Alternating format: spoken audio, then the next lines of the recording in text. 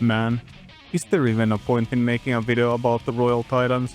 Like, nothing bad could ever happen here. You would have to be an absolutely unredeemable clown to die here. That is bullshit blazing, still my heart is blazing. If the words kill me, I don't need a new one other you. Soon you will know, we already know the smell of the game. Remember fire giants slapping you during Waterfall Quest? Or ice giants giving you a whack during Night's Sword? Well, now you can have your revenge and take it straight to their manager. Unfortunately for us, Fire Queen Banda and Ice Queen Eldrick have gone through the corporate ladder and know all the methods to make customer service a hell.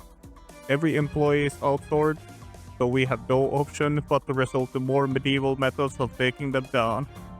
And since I am the #1 lore expert in gaming, I will have to explain the lore of these bosses to you as well. So basically, these two titans want to expand their territory, and how they go about it is pretty idiotic. They are going towards each other's territory, causing a conflict.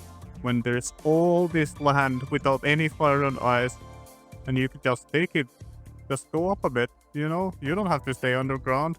And then the player stumbles in the middle of this conflict and they combine their forces against you. The fight itself is pretty simple, and the hardest part is finding someone willing to do it with you. Fortunately for me, my group Iron Man members are locked in with me, so they will have to come. They have no say in this. And after sourcing my victim as a duo, the hardest part is over. And now the fight itself is pretty simple. In phase 1, if the boss is in melee range, you hit it with melee. And if it's outside of melee range, you hit it with range. Pretty simple, right? They can also spawn minions of their corresponding elements, and you have to use the opposite element to kill them. The easiest way to deal with this is to split the responsibility between players so you don't have to switch spellbooks, so only one person will use water spell and the other person will use fire spells. There's also waves of the elements spawning on the ground, and these can be hit off-stick with magic, and the same element weaknesses apply. If you're a low level like me and don't have 75 mage, you will need to two-shot these minions, which takes a lot longer. So if you can grind mage to 75 before coming here, that is advisable. So you don't look like a Make-A-Wish kid helping your friend slide on phase 2. And this was news to me, because I came here with 65 magic with the lowest level wave spell, Water Wave. And I really wanted to do this on one go, but I only hit 39 with Water Wave.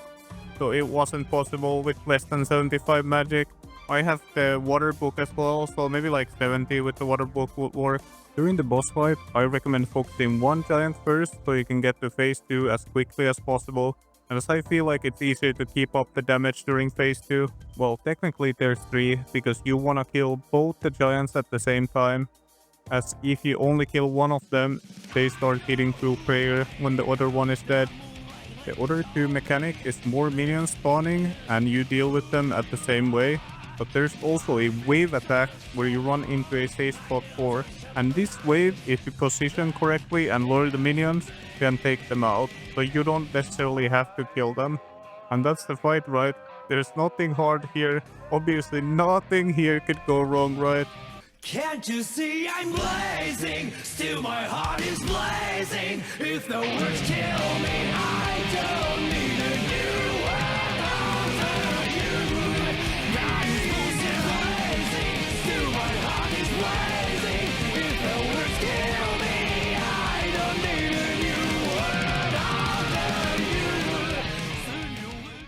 The great thing about this boss is that it's really easily doable for low-level Iron Man, and we are here for a huge prayer upgrade and the best installed elemental staff I want for the Slayer grind. And you guess what? We got the first piece, baby! Surely we can luck out on the second one as well. Honestly, the Ice Queen and the Fire King just need to get laid. That's what this entire fight is about.